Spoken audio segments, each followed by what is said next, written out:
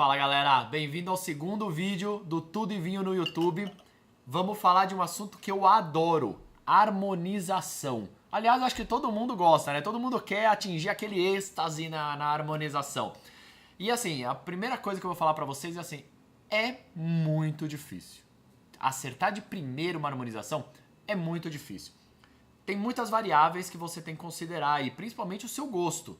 Então, tem algumas técnicas que eu vou comentar aqui, não vai dar tempo de comentar todas, mas algumas muito importantes que a gente pode usar para facilitar a nossa harmonização e conseguir um êxtase aí, né? Algo maior do que a própria comida ou o próprio vinho.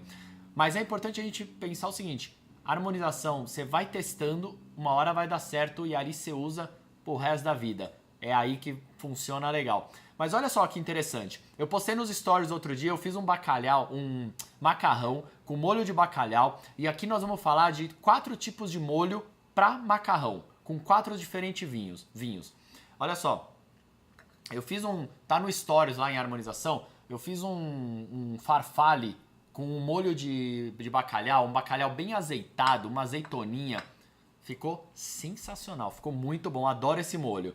E o que eu abri para tomar com para acompanhar esse macarrão? Um Chardonnay barricado do Brasil, brasileiro, da Pisato. Por que eu fiz isso? E aí vem a parte da harmonização interessante.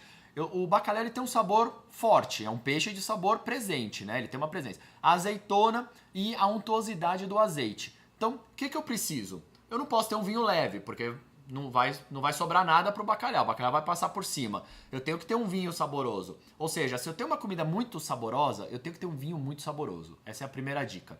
Depois, a untuosidade. Como é que eu harmonizo? Como é que eu faço um jogo legal com a untuosidade? Uma acidez.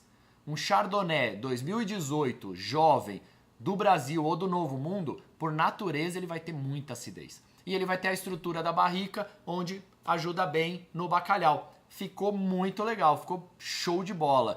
E aí a gente tem outros molhos que a gente pode brincar também. Um clássico, o brasileiro adora um molho de tomate, certo? Um molho ao sugo, vamos pensar, um molho tomate puro. O tomate é um fruto. O tomate, por natureza, ele é ácido. Se você pegar um tomate jovem e for fazer o molho dele, um tomate muito novinho, ele é mais ácido ainda. Então, como é que você vai trabalhar isso no vinho?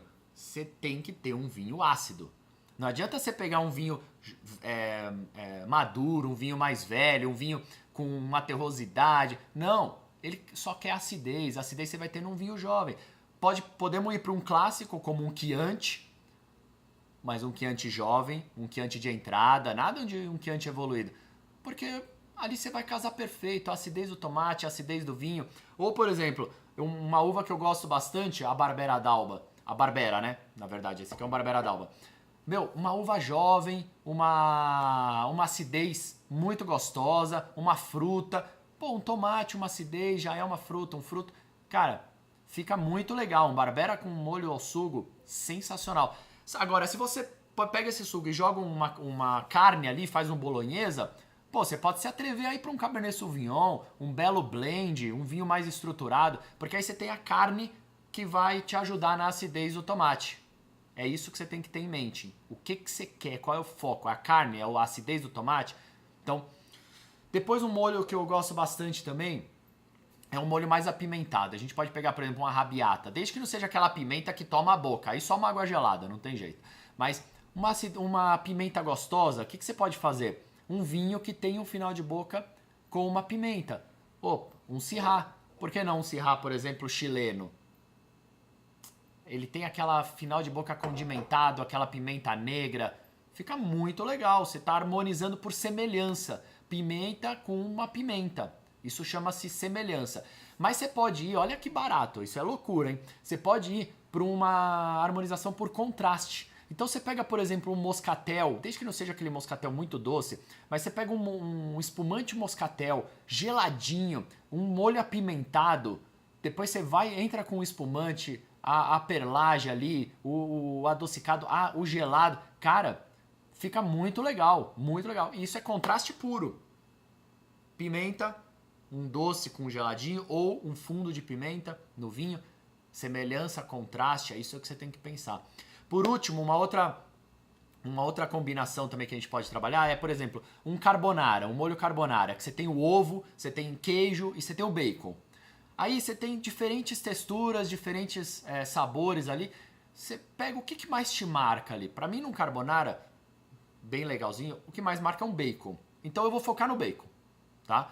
O que eu vou fazer? Eu vou pegar um vinho que possa fazer frente ao bacon, mas que não agrida a leveza que tem no resto do prato. Por exemplo, eu iria para um Pinot Noir americano. Por que um Pinot Noir americano? Porque o Pinot Noir americano, ele já tem uma estrutura, eles usam muito madeira, eles deixam um Pinot Noir um pouco mais estruturado, mas longe de ser um Cabernet Sauvignon, longe de ser um vinho mais porradão. Mas ele tem uma estrutura legal que vai bater muito bem com o bacon, desde que não seja um carbonara de puro bacon, né? Tem que ser um carbonara equilibrado. Então você vai focar nos dois. Agora, você poderia colocar ali, por exemplo, esse chardonnay que eu falei primeiro. Porque aí você está focando mais no ovo, no queijo. Aí você diminui um pouco o bacon da receita.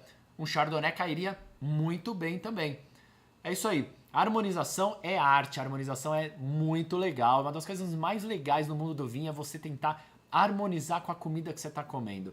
O legal é você ter um vinho muito bom, uma comida muito boa e uma harmonização, os dois juntos, que é melhor ainda do que os dois.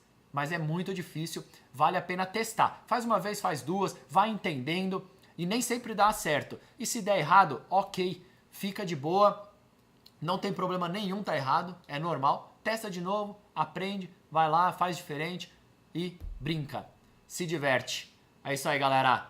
Obrigado, cheers, tudo de vinho.